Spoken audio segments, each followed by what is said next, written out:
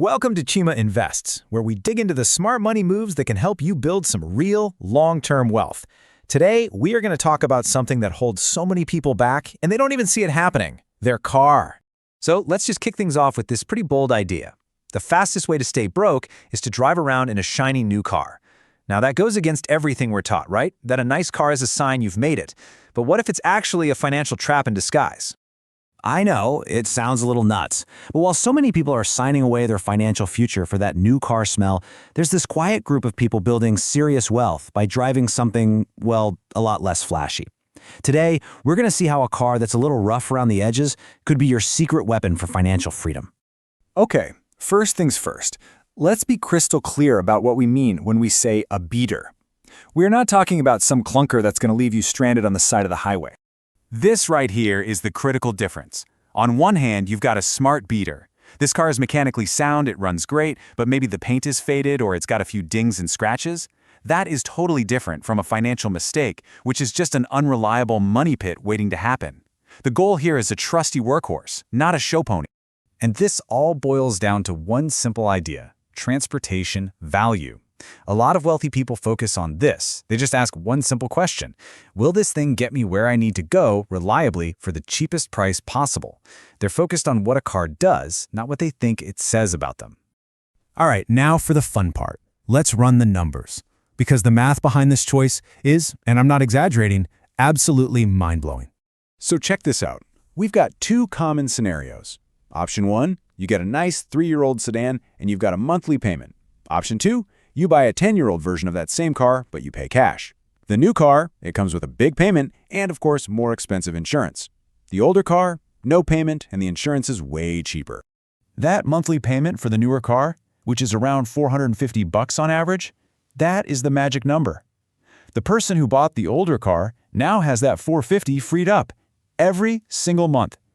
Instead of sending it to a finance company, they can put that money to work. And boom, here's the result after just 6 years. The owner of the newer car has a vehicle that's worth a lot less than they paid for it. But the beater owner, not only is their car paid off, but they've built up an investment portfolio of over $40,000.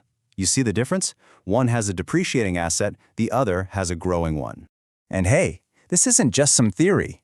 The source material for this has this great story about a millionaire real estate investor who drove this really beat-up truck. Someone asked him why, and he explained that the money he saved from not having car payments allowed him to buy 4 rental properties. His old truck literally built his entire investment portfolio. But you know what? The benefits here go way, way beyond your bank account. Choosing a car that just works over one that's flashy actually gives you this incredible sense of psychological freedom in your day-to-day life. I mean, think about it. You stop stressing about getting a door ding in the grocery store parking lot. Your older car kind of becomes financial camouflage. It's not a target for thieves. And maybe, most importantly, you start to separate who you are from what you own. You focus on building real wealth, not just looking like you have it. And you'll learn this really valuable lesson pretty quick. Your real friends, your family, the people who respect you for you, they could not care less what you drive. The only people who might judge your car are total strangers or people who are so insecure with their own money that they need to look down on others. Okay, so maybe you're sold on the idea, but the big question is, how do you make sure you're going that reliable workhorse and not just somebody else's problem that's going to cost you a fortune? Look, making this work just means you have to do a little bit of homework. It's not rocket science. You got to check the basics, pop the hood, look at the engine oil and the fluids, get down and look for any leaks under the car, test everything, the brakes, the AC, the windows, and always ask to see the maintenance records. And the best part is, today, doing this research is easier than it has ever been. You can just go online to owner forums and Facebook groups for pretty much any car model out there. You can get real-world info on common problems and reliability before you even waste your time on a test drive. All right, now let's zoom all the way out. Let's look at the truly massive long-term impact that this one single decision can have over the course of your life. Let's go back to that number, that average monthly car payment, $450. Now, I want you to imagine that instead of just sending that off to a bank for a car, you invest it consistently over your entire working career. Let's just say for 40 years. Now, if you get a modest, pretty average 7% return on that money, That one simple choice could grow to over $800,000 by the time you retire. I mean, you'd be knocking on the door of being a millionaire, all from one smart decision about how you get from point A to point B.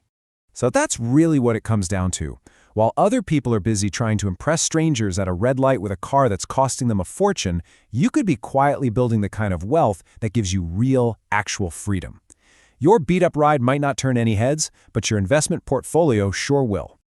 Hey, thanks for watching. I really hope this gave you a whole new way to think about owning a car. Be sure to tune in next time for more practical tips to make your money work harder for you, right here on Chima Invests.